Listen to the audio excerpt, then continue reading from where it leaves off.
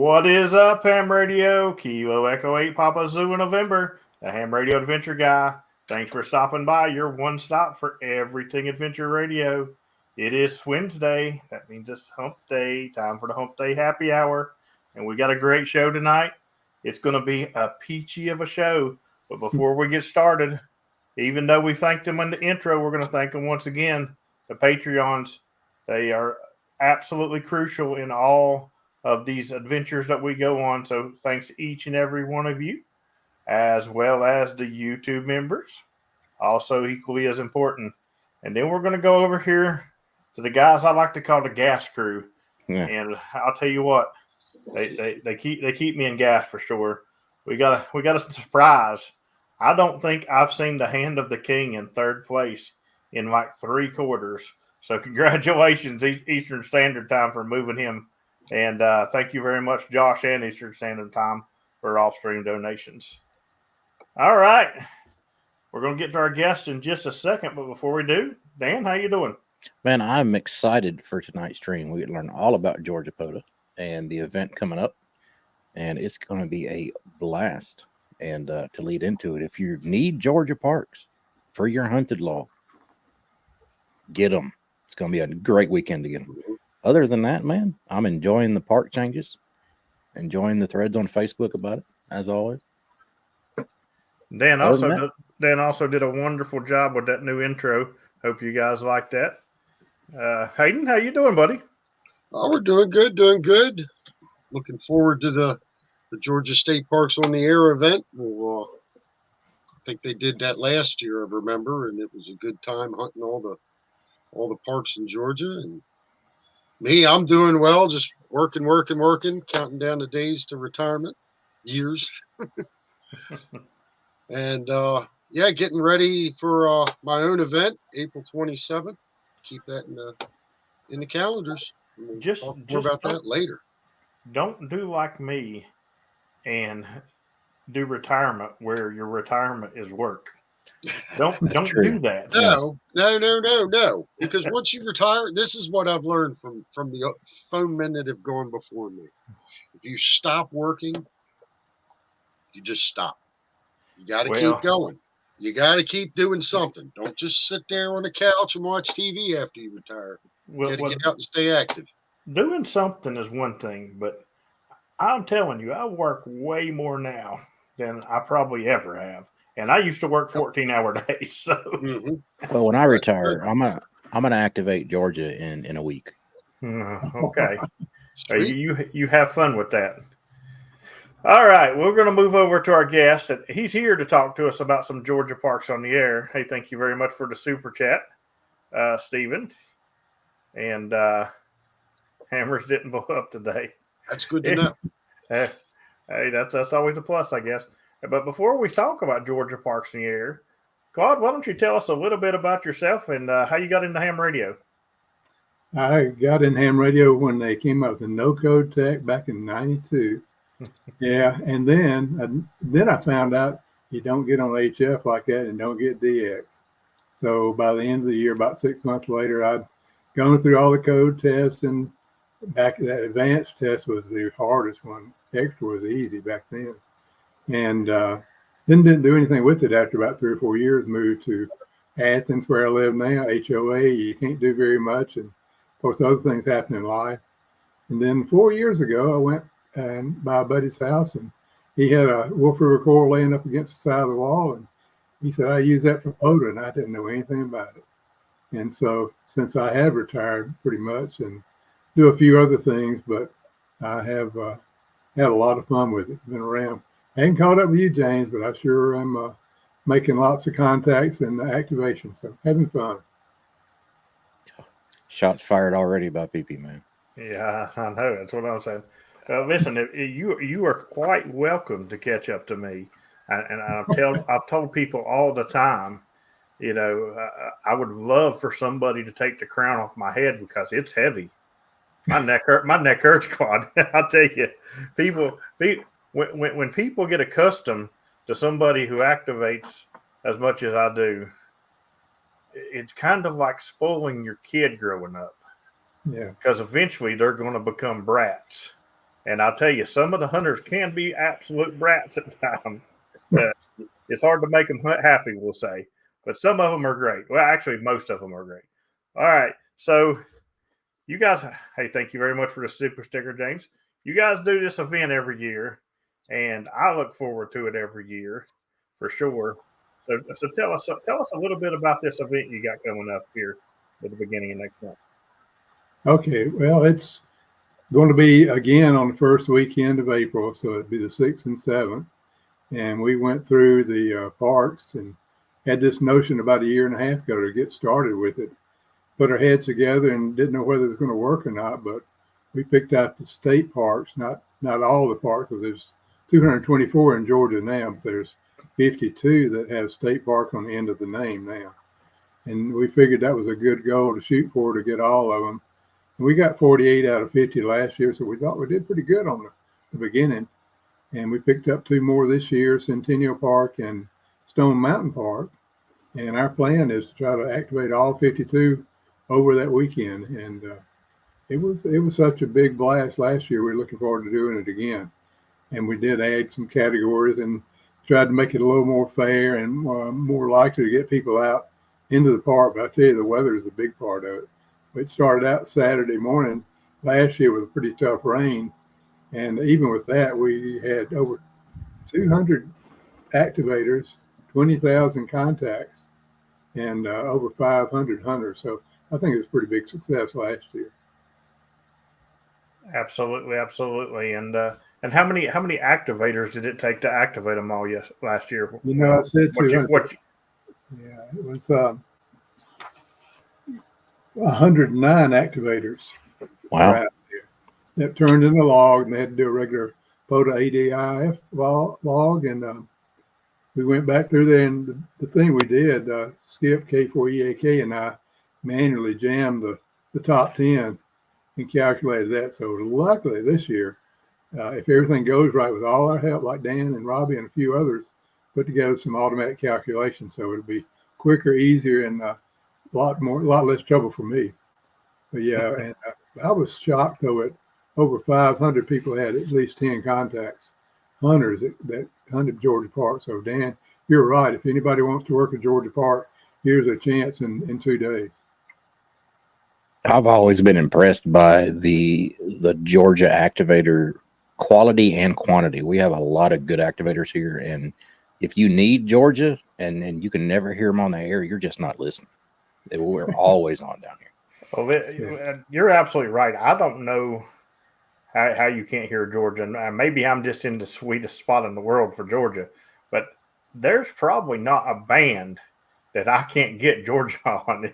So I'm definitely in a Georgia sweet spot here in West Virginia because, I tear it up on 40. I tear it up on 20. I get them on 15. Georgia is pretty easy to get. Matter of fact, I've got Georgia on 10 even. So. Yeah, that's pretty good when you can do that. But there are a lot of people in the parks. And speaking of that, I used Ham Alert last year when I was doing that. I went to 8 parks and worked 27 parks within Georgia. And I'll tell you, having that trigger on there sure made it easy. When I'd stop the car, get out, and start working, that's the ones I'd hit first. And hopefully this year more people will be on 40 when they get there. That's been a real sweet band for us, unless they're as far away as Dan. And from me to you, 20 meters sometimes works too. It never ceases to amaze me that activators don't think about that, because they'll activate in their state and they don't give their own state a chance. Right. They all want to jump on 20 meters first thing and just start shooting for the big DX and all this stuff, but they never give their state a chance. Because, unless you're ground wave, really close, you're not going to get them like that. And that's just like when I was in Florida recently, when I would go on 40 meters, people in Georgia was like loving me. They were thanking me so much because I was giving them such a lot of new parks because I would do 40 meters. Because 40 meters don't really work that great in Florida. It really don't, unless you're out in the late evening or early morning. And, it's hard to get into the parks in the late evening there because most of them close. But I'd go out in the middle of the day and I'd hit 40 meters, and man, people in Georgia were loving me. So people chasing you too, and once they realize you're there, then you get a good crowd coming. Right. So what are the exact rules to compete in the Georgia parks on the air event? Yeah, that's a good thing to think about too, and we tried our best to keep them as close to the POTA rules too, so they didn't have to learn something new. We looked at some of the other state programs, and I think Florida's got one coming up this weekend as well, or next week, our same weekend, but they still don't use the POTA park numbers, whether it's US or K, and it makes it complicated. So if you go out there, activate a park like you do any other time, it's pretty much the same process. I did talk to Jason Johnson, make sure we could use the logo, make sure we could use the spotting page and the POTA numbers, and he was happy. He was good with that. As long as we didn't do anything to make money off of it, and we haven't made any money yet, we're all good there. But it's really made it easier. And, the growth of POTA helped us a lot too. And other than that, the rules are the same. You go out there, you activate, you do it within the time period we got, which is from 8 o'clock on Saturday morning till I think it's 8 o'clock Sunday night. I may not stay that long, but it's pretty long period, and people can stay out there as long as they're willing to operate. I got something going on in the room here. Sorry about that. And yeah, we that was one thing we thought and think it really helped us be successful last year, to keep it real close to what people do when they activate a park anyway. Chris says he has 6 parks left to hunt in Georgia, and hopefully those 6 are state parks, and you'll be able to wrap it up. But chances are they're probably not all 6 going to be state parks. No. So Claude, you no slouch when it comes to activating. He goes out there and activates a ton of parks too. And technically, even though he says he has not activated all of Georgia, he technically did activate all of Georgia before they added the new parks, and the awards just not come through because of the artwork. So yeah, Chris went out there to the last one back in February last year, which is my final park when we had 203, and so still don't have the artwork, don't have the award, but I got 5 left to do on this round with 224. I got 4 parks doing Southeast Georgia this weekend, and if I can figure out how to get to the wilderness up there almost in North Carolina, I'll get in there too sometime, hopefully before it gets too hot up that way. But it's fun. I've got over 815 activations and about 42,000 queues. So I'm pretty happy with that. I'm younger than you are. I'm not as young as you are, James, so I can't ever catch you. See, you're over 105. Yeah, right. You didn't know I just celebrated my 105th birthday. Oh, you born on February 29th or something like that? No, I'm the same way. When I worked all of West Virginia, I actually have the award, but every single time a new West Virginia park pops up, I feel pressure that I need to go have it right then. I got to have that park. I don't got that one. And like I've literally changed my plans before. Like I planned to go activate in one place, and then I get up and I look and there's a new park in West Virginia, and I'm like, oh, I guess I'm not going there. I got to go here, and I'll go out. Now I'm not like that with every state because I also have worked all Delaware. They added a bunch of new ones, and I have no desire to go back to Delaware. I got that award as far as I'm concerned. But when it's my home state and a new one pops out, I want to go get it for sure. And I'm normally in the same day or the same weekend. So. Yeah, I have a temptation to go out too when anything comes in. There were 22 that were added this last time, and I purposely held back. Well, 2 reasons. Once I was recovering from surgery, so I couldn't get out. That was my excuse. But I had a couple of folks that ribbed me because when I put in parks before, I'd rush out there and do them quick. I wouldn't activate them beforehand, but nobody else would get off the couch and go out and go. So They kind of sandbagged a little bit this time. So they've all been activated. And I was greatly pleased to see how quick those new 22 got added. But it's really fun to get out there. Well, it's probably because Georgia's got a really good mapping coordinator out here. He's no slouch. So I've heard, because I keep thinking he's going to fire me eventually. So I don't know. Oh. But it's a lot of fun to research the parks, and you don't get as many questions, I don't, as I expected to. But I think I mentioned it earlier that when somebody does ask a question, I try to tell them more than just yes, no, and that's where the park is. And I'll tell you an example of that. I had some guys from Rome. They said we meet every other Thursday for a lunch bunch downtown Rome at this little city park. And I'm thinking, I could just say no, that ain't gonna fly. And then it dawned on me about an hour later, before I answered the email, the Trail of Tears goes through Rome on the little river next to their park. I said, buddy, 100 feet from that river, you're going to be golden. You can be in Trail of Tears. And so I think they do that pretty frequently now. Yeah, absolutely. There's actually a city park in West Virginia that I can go into and activate. I can't activate that city park, but I can activate a trail that runs right through it. So, I have to be in the proper place in that city park, but there is one I can do. So you got to do your research when it comes to stuff like that, and mapping coordinators is a good place to, ask questions if you're confused about things, because a lot of people will go out there and they'll look at the map and they'll just see, well, it's all green in this area and there's 3 parks in that green. That's a threefer. No, it's not. Yeah. So I always preach about doing research. So does the Georgia State Parks in the Air, does it have a certain goal for as far as growing and stuff each year, or what's this being the second year, what we had to decide we were going to add more parks, add all the parks in the state, and I still think that's a big leap, but we might have been able to do more, but I doubt we would have got 224 activated.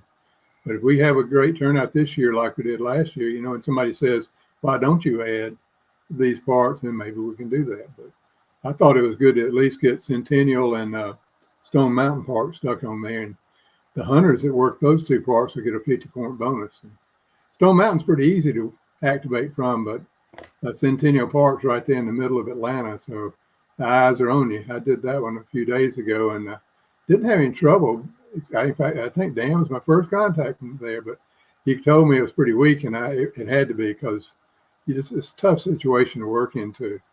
But Robbie had some trouble activating Centennial. Right. Yeah. It's but if somebody would say, hey, we want to do this, it's sort of like being a map coordinator. I can go through all day and look from parks and maps to map, but until the activator says we want this, really it's not my place to add any more on it, unless I'm that activator. And I did that to begin with when I saw some obvious missing ones. But yeah, I wish we could do all 224 and have 100,000 cues in the weekend, and it might make it. It's quite funny, because I somewhat feel myself and the 3 Canadians, when we did our Worked All Delaware Road, I feel like we're responsible for a lot of those new parks in Delaware, because as we were going through, we were taking notes of things that should actually be parks. They're managed by the same areas or the same kind of conservation areas and stuff. And we were taking notes, and a lot of those parks ended up showing up in that new batch of Delaware parks. So, but also at the time that you were going through, you were also like, man, I'm glad those aren't parks right now. It wouldn't have bothered me while I was there. All right. I just said I have no desire to go back and get them. Now it'll be a little different, because I'm currently working on Kentucky, and when I get that, if something pops up in Kentucky and it's not Western Kentucky, if it's not that 8-hour trip away, I'll be happy to do it. But that's just like, it scares me to death for something to pop out in West Virginia, because if it's up in the top of the finger or over in the thumb, I'm not. I got to do some driving. I mean, I can literally. By the time my very last park that I did in West Virginia, it was 6 hours there and 6 hours back. And then the next week, I drove to my mom's house in Florida, and it was like 14 hours. And I'm like, and believe it or not, cheaper gas too. Wow. I spent less gas doing the 14 hours because I was on more flat ground. So straight roads, yeah. Yeah, that's what when I saw these last 22 go in, a couple of them southwest and southeast Georgia. So it took me 5.5 hours to get to the last one, to Seminole from my house. That's a pretty long drive. It's straight roads, but it's just a long distance. The state's big, and about 4 hours to get to Townsend. I'll be going down there Sunday, but it's fun, and I'm glad to hear people out there. And the other thing I like to do is I look at the number of times have been activated, how many QSOs there are, and I try to bump that up because I know somebody would like to see it pop up as a new one for them. It kind of tickles me to do that. Absolutely. I kind of hate when I'm hitting a new area and I'm on a rove or something, just trying to get as many parks as I can in that area. Mm-hmm.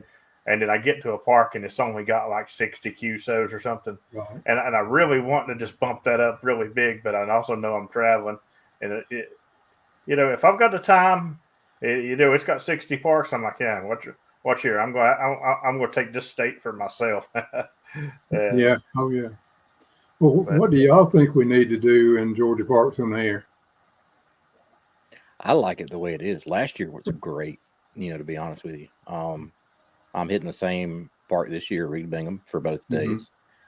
And I had a blast. I mean, I don't know about all the other activators that were involved with it, but it was fun to me. So. Yeah, it was to me too. And I did a 8-park rove, and it kind of a mix between trying to cover a lot of parks, but also have pretty good saturation when I got there. And I ran into activators at 6 of those parks, which is really good to be able to see other people talk about what you're doing and get to share a little bit. And hopefully we'll have even more this year. And it's hard to imagine because I've been watching the list of scheduled activations and worrying about it not getting filled in. But somebody reined me in and said, it's going to be okay. So I hope so. I mean, so how was it last year as far as the scheduled activations? Because you said you had 100 and some activators.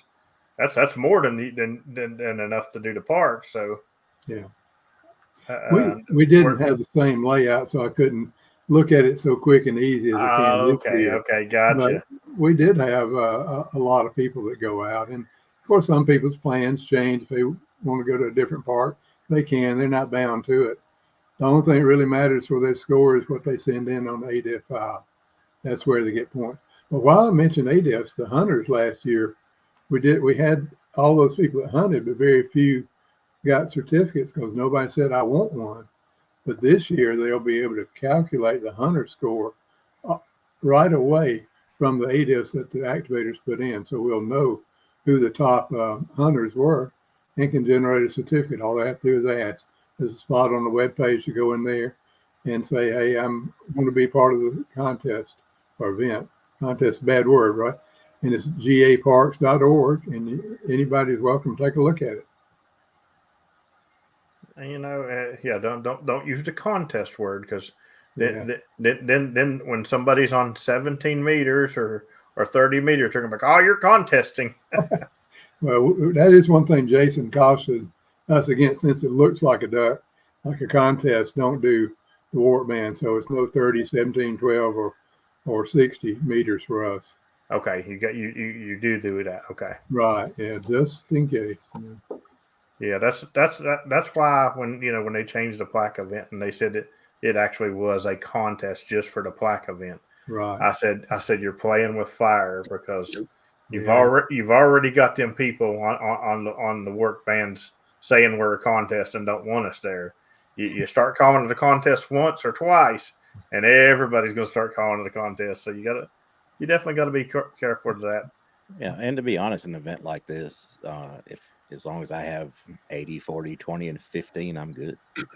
I mean, I could rack up some numbers, Right. As long as there's not a worldwide contest or something where the bands Yeah, are full. that is very true. Yeah. You got to Well, remember that. Essentially, it's just a statewide POTA activation. That was the intent. Yeah. Yeah, so you're good. No contesting here. Well, they're doing points and stuff, and that's where people will start. Yeah. We talk fast like a contester too, but that's we do have points. In fact, let me mention that last year an activator, they competed head to head with single park activation versus rovers, and a lot of people sat at one park. This year, to make it more fair, if you stay at one park, you're going to probably make a lot more QSOs, but there's a multiplier for the number of parks that you go to. So we separated the multi-parks from the single park, so it'll be fair on both sides. So I might have only made 60 or 70 contacts at each park at 8 different parks. Dan could have sat there at Reed Bingham and made, more than I did, but the multipliers are not there, and I might have bumped him on the score. Yep. But it's, which one's right, I don't know. But we got all those parks on the air, and also we put a QRP category in this year that we didn't have last year for 10 watt sideband and FT8 and 5 watts CW. I think it's right. But anyway, it's pretty much a standard QRP thing. Yeah, And the way I some looked bonus. at it this year is, one, we wanted the scoring to be easier, which Yep. Robbie did a great job on that. Kudos to Robbie. Whiskey One Radio, Charlie Papa. Can't put it. And we just wanted to have fun. And That's right. And I wasn't, it wasn't my goal to go out there and be the number one QSO counter, get the most points. I just want to get the park on the air, get people the park that needed the park. If you just wanted the contact, get you the contact. And I still run into people today at my local park. I got over 5 kilos there now. And I still get people all the time that say, "Hey, thanks for the new park." Right. I'm like, awesome, man. That's why we're out here. Yeah. Oh, it is a new park now. It's US. Yeah, that's right. For one day anyway. So Lou said to ask about other states joining for the POTA events the same weekend as Georgia. I could take this 2 different ways, Lou. Are you asking if there are other states doing events that weekend, or are you asking if other states can compete as hunters, or which way? Okay. Which way are we at? Actually, if you wanted to just answer on both, that'll be fine. Yeah, I will. Okay. And Lou, hello to him. It's a good guy. We've talked a few times, and he's moved over toward Huntsville now. He lives in Alabama. So speaking of Alabama, Dave Guthrie, KM4OK, has organized Alabama parks on there the same weekend. And this would be their first event. So you could be an activator in that event and also hunt Georgia parks. So on the hunter side, we've got a in-state and out-of-state hunter categories. And like I said earlier, those scores calculated automatically. I guess we could probably hunt Alabama parks too from Georgia, but I think that's probably what Lou is looking for. Okay, I think it's a good idea to have them double up on the same weekend, but also a bad idea because just the band saturation. And it's already getting to the point because of POTA's explosive growth over just the last year that on any given weekend on 20 meters, if there's a POTA event going on or not, the bands are packed. Yeah. So it's going to be fun trying to find a spot and hold it. That's for sure. Not to mention you're fighting with the league contests that are going on different days of the weekend. So you got Alabama and you've got Georgia. Did you say Florida was the same? Florida has done theirs for several years and it's still going. Though I did look at the reports of the last few years and it was not nearly the number that we were looking at. So hopefully they'll get it reinvigorated. I know the POTA growth is going to help some and maybe they'll streamline it. I talked to some other parks programs. Indiana, they changed theirs over to use POTA numbers this year. They didn't. I can't remember the date on it. It's not on the same weekend. Ohio's been doing, they actually did their Ohio State parks on the air before POTA started, before the national park in POTA started. They're about 10 years old or more. And so but again, they don't use the same part numbering system. And it's more like a QSO party for some of them too. You know, I'd love to do something like that in West Virginia as well, because we're actually starting to gain some traction. I've noticed with activators here in West Virginia, and it's absolutely great because, you know, for the longest time, people's like email me these huge lists of parks that I have no desire to want to go to anymore because they're, you know, 20 million hours away from me driving around the mountain and through the woods.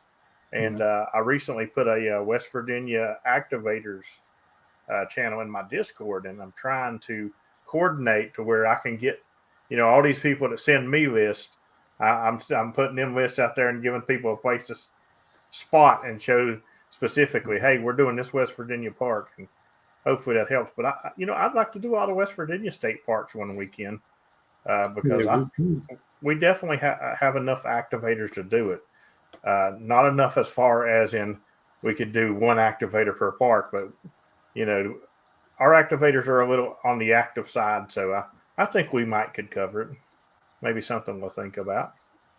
While you were saying that, James, it made me think about what we did to get people to begin with. And honestly, we took the top activators at all the parks we selected and sent them an email and said, hey, you know, we're going to do this thing. We put together an email list. We sent direct emails, set up a Facebook group just for the Georgia State Parks on the air.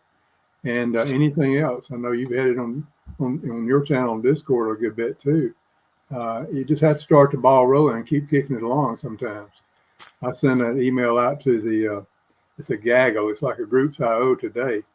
And about 2 or 3 of those guys dropped out right away. They probably had enough of my commentary, but a lot of them joined up and have made decent comments along the way. So it's always good. But I want to get more clubs involved too, because you get some people that don't always get to the park. I'm in the Athens club, and we got 2 or 3 of us that are out there pretty often, and we're actually talking about doing a pota sprint about a month later, 1st of May. We're going to set up stations at 5 parks and have a control operator there, and the guys that hadn't been coming out or don't do HF or just hadn't seen it before can drive about 30 miles to a park and make a loop and hit all 5 parks. And talk about having like a poker run like you do on motorcycles. Do that to encourage the activity. I already have stations set up, and they just have to show up and activate and get their poker chip, their pota chip. Pota chip, there you go. Do a pota run. Yeah, I like it. That's interesting. So you said you do have an out of state hunters category. And that's just most QSOs, or how's that run? Hunters, it's 2 separate categories, in-state and out-of-state. And it's just the number of parks multiplied times the number of Georgia Park QSOs. So if they were to hit 20 parks, and they get a multiplier effect right there, which is pretty big.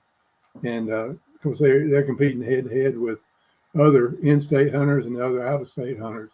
So nobody can get a super advantage unless you're like some of those. There's one guy from Ohio, Jim. He was the big man on campus last year.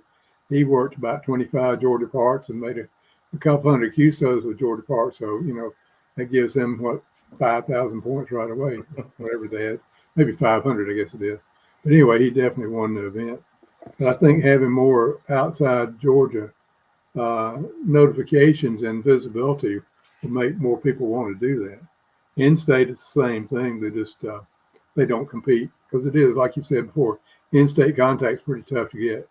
And if they work those 2 parks, Centennial and Stone Mountain, they get an extra 50 points just for working them one time. Yeah, and I really do hope people start considering that. Maybe not if you're trying to win a contest. I understand that you're trying to get further out than your in-state stuff, but in your general activations, at least consider going over and hitting 40 meters and just seeing how you do, because you might make a lot of your local buddies really, really happy. Because I know like I said, when I was down in Florida, I made a lot of people happy going to Florida meters. Yeah. So, another thing, I thought we would have more involvement with the Oxcom and Aries, because if you work 40 and 80 meters, you're really serving the purpose of having emergency communications. And when people see that I can go out with a 10-watt radio, little 20-foot pole, and work, 40, 50 contacts right away, it's pretty impressive. I mean, and it's decent signals, good reports. And the more time you get people out there to see it, the happier they are. yeah, absolutely. And that's something you should think about doing, is maybe sending a message out to some of the local clubs and having their Aries group come out, maybe if not to your sprint event, and check it out, because that's absolutely the best way to do something like that. I know the actual Aries coordinator for West Virginia is in my club, and he goes out in Ohio, and they do a big rally car race, and he runs comms for them. And it's funny because his first year, he gets up there and they're running comms through all these valleys and stuff like that.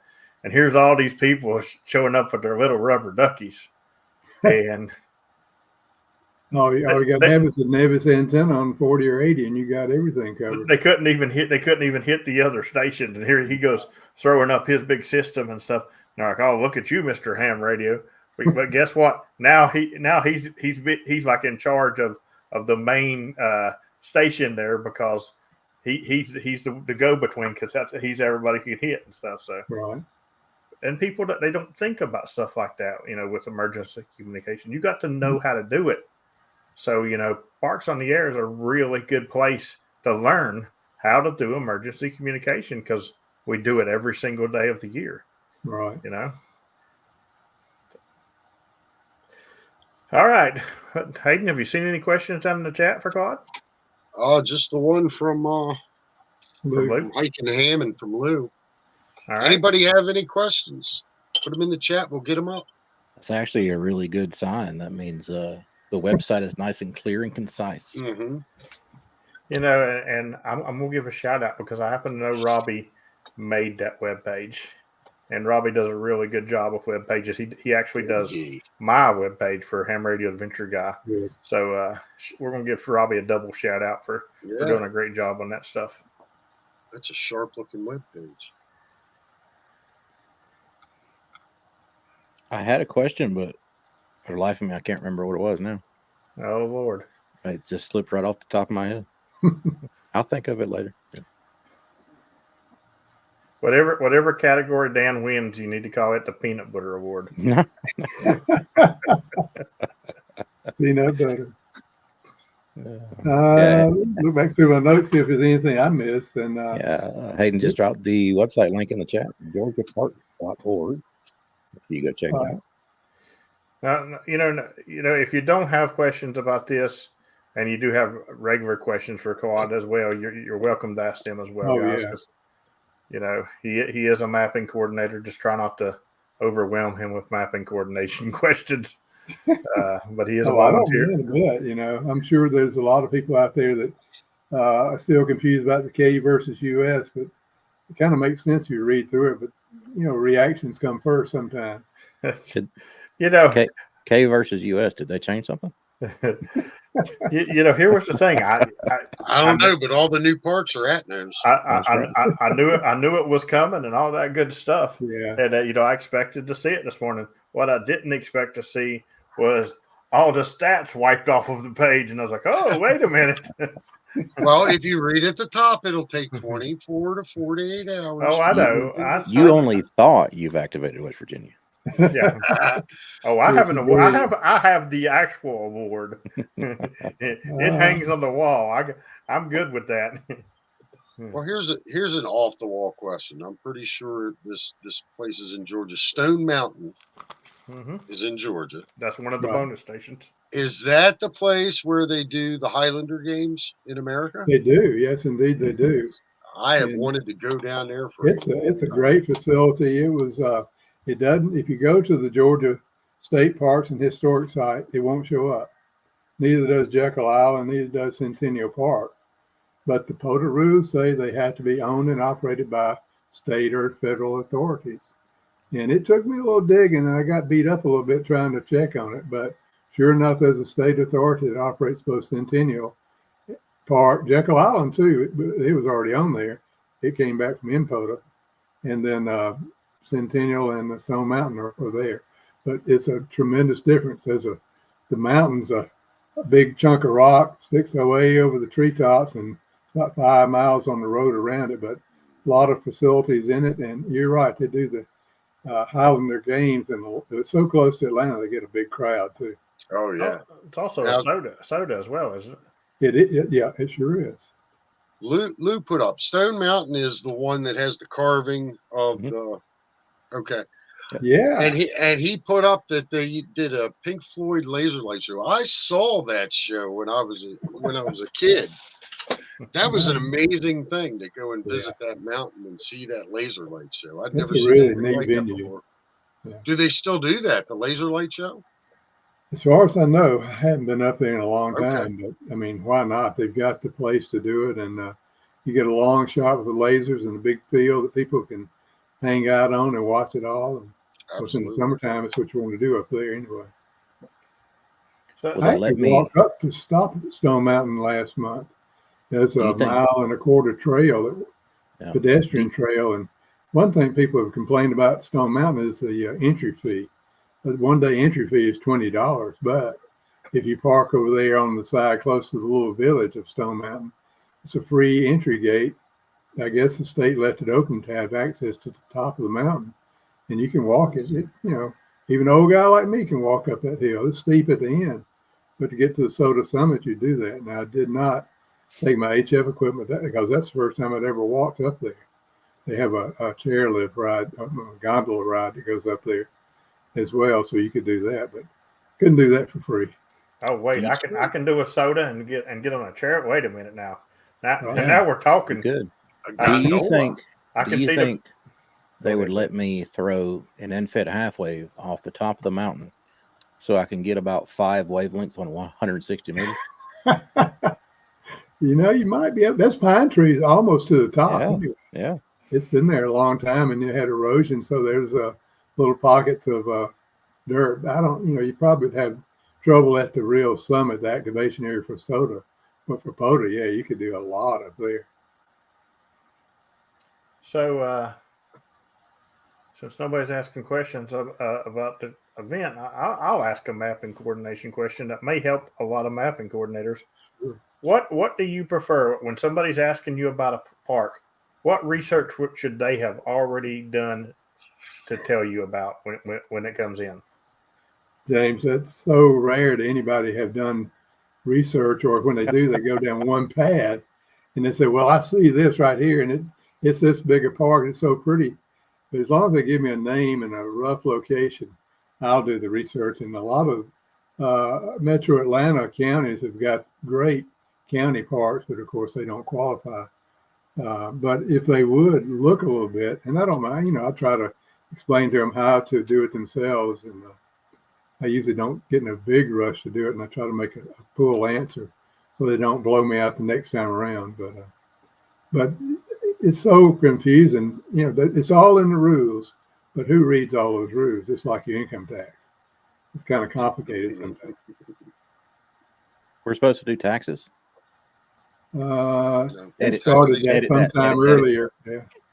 Because I'm retired, I don't have to do taxes anymore. Yeah, research on parks to me is part of the fun.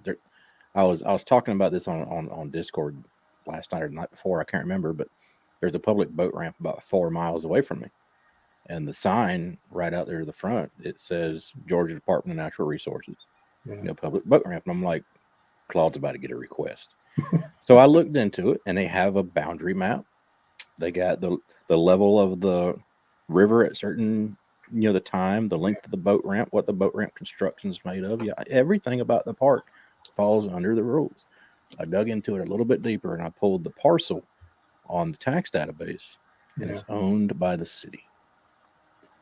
There's another one. Have you been to Standing Boy Creek?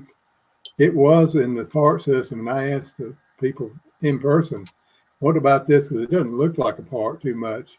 and they passed it back and forth between the Wildlife Management Association and the parks. They finally got rid of it, and it's now belongs to the city of Columbus. Yep. But because it was added before it got dropped from state authority, we can still leave it in there. But it's like a bike trail out there, is about all it amounts to. So it's some of them you just can't figure. And they changed the name, like Hart State Park. It's now Hart County Recreation Center. That's right. But because it was in there before that, it was basically grandfathered in. But there's one in my home county, Elbert County, that was not done that way, and it's still against the park, but we can't add it in now. Yeah, I've got issues with one same kind of the same thing as it's the research on it. Like it's a river trail, which they recently added a river trail in West Virginia, the Elk River Trail, and it's actually it says managed by the same people that does the Elk River Trail, but I can't seem to find whether it's state or local. But I've sent people emails, but I don't get emails back from certain people. But that's sort of like the Corps of Engineers properties. Some of those look like they could be part. They really look nice, but it's so difficult to figure out who owns it, who runs it, and who's whether it should qualify or not. So it's pretty much a blanket denial on there for ACOE stuff. That can be a really sticky situation too, because if one Corps of Engineer park would meet the criteria and another one wouldn't, now you're stuck into kind of back into a corner. So do I let all of them in or not? Yeah. Well, I'm gonna keep my mouth shut because I happen to know a Corps of Engineer park that's in the system. Yeah, unless it gets closed down, like the Pine Log WMA up in northwest Georgia. The state lost lease on the property, and they published on the website, it's closed, no public access. That's the only time I've ever had one in Georgia that was full. So unless it's completely inaccessible and no not public property any longer, they'll keep it in the system. Yeah, this is definitely public property. Yeah. I mean, you're allowed to camp there and everything, but all right, guys. Any more questions? Claude's dying to answer some more.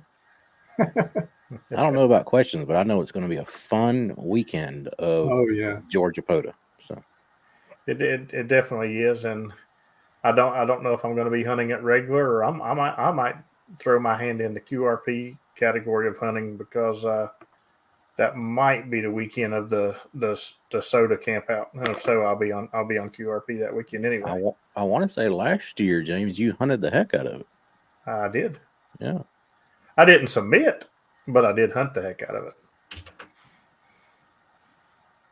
So, well, you didn't get a certificate then, see? Well, see, I should have thought that through because I should have submitted something because we all know I kind of like my wallpaper. Yeah, So, good tidbit of information from Chris there. Now, just to keep my reputation intact, when Dan says I did hunt a good bit of that, I was in a park, and that's how I was activating. That's right. Was by hunting Georgia parks. So I was still the big dog was still on the porch. He wasn't leaving the porch. because we all know you don't hunt POTA from home because that dog does not leave the porch. That's right. But here's the thing. That's not only do I do POTA because I love to be outdoors, but also the noise level at home is just retardedly stupid. Yeah. It's crazy because I had a guy one time and he was trying to run me off my activation, and he kept getting on there and he's like, "Oh, that guy's cheating. He's at home. His signal's too good." And I'm sitting there laughing in the back of my head, but I'm like, "Buddy, I wouldn't be interfering with you at all if I was at home because I couldn't hear nothing." Like that, Chris is telling us the QSO party is the next weekend. It is. Yeah. It's the second weekend in April. So I actually operated a little bit in the Georgia QSO party. It's county specific, and I found a park that had a county line on it, so I could work two counties at once. And that's another one. And Okay. The good thing about this year Georgia QSO party, just to speak for myself, is I'll be back at Reed Bingham State Park for 2 days. Yeah. But this year I have a little a personal advantage to me anyway, not as far as a point standing or anything, but I'm getting better and better at CW now. So as my voice gets tired from SSB, I can switch to CW. When my brain gets tired from CW, I can go back to SSB. Mm-hmm. Because really, to run an SSB pileup, I'm not taking anything away from any activators. It doesn't take very much brain. So You don't have to recognize all the calls. yeah, You just got to get one at a time. it's not as mentally taxing to me. I imagine the better and better I get at CW, the less mentally taxing it'll be. Right. I need somebody to write me a program that records my CW pileup. For every time I hit my key to send to Dan, that's what he hears. There you go. Oh, I've heard it. I'll mess with his brain. I'll keep him on sideman, guys. Oh, Claude, do you do CW? I do not. I'm still stuck because I had to do it when I got my license, and I know I probably will eventually do that. Well, here's the thing. It's a lot of fun, but if you want to do CW because all your buddies tell you that there's not no lids on CW, they're lying. They're lying. That's a lie.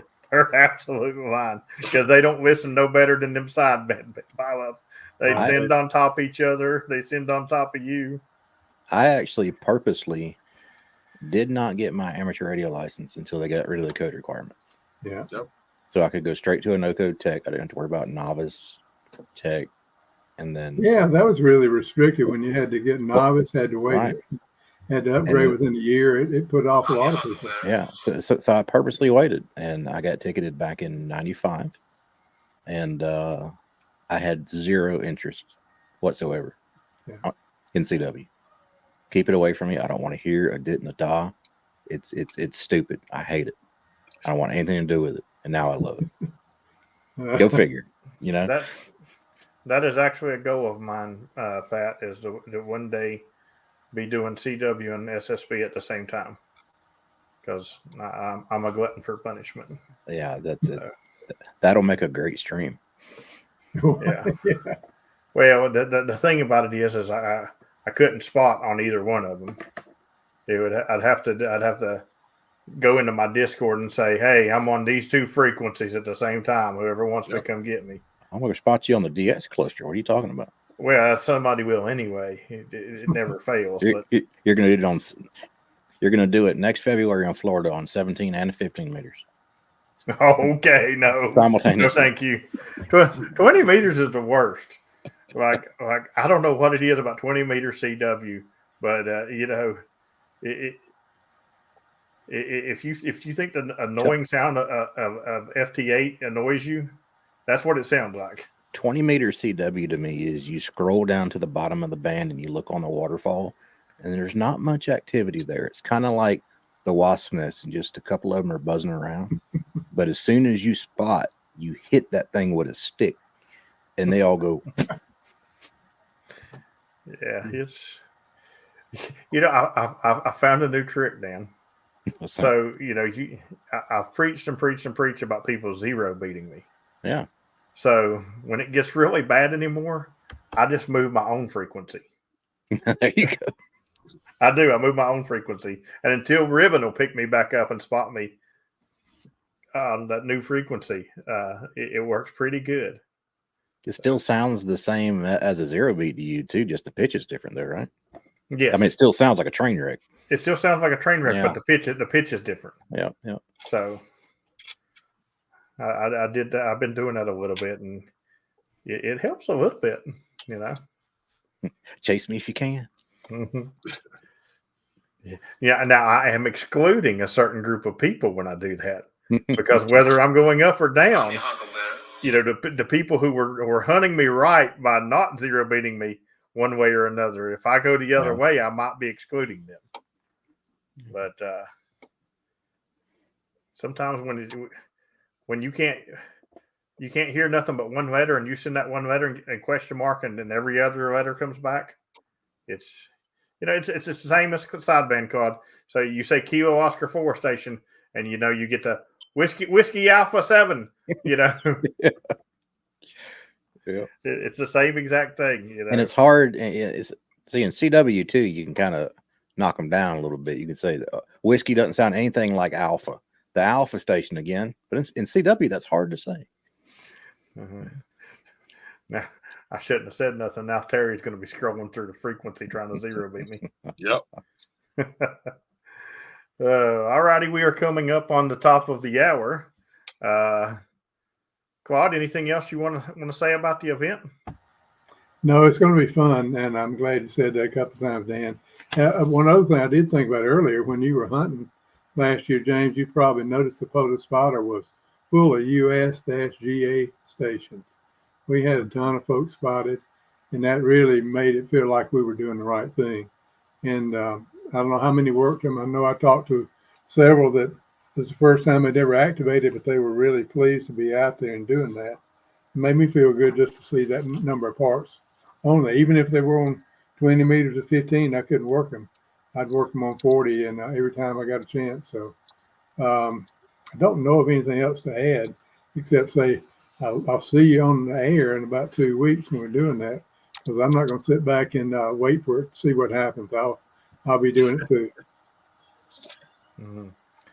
Hamstick Eric says he's going to win. That's We'll right. see.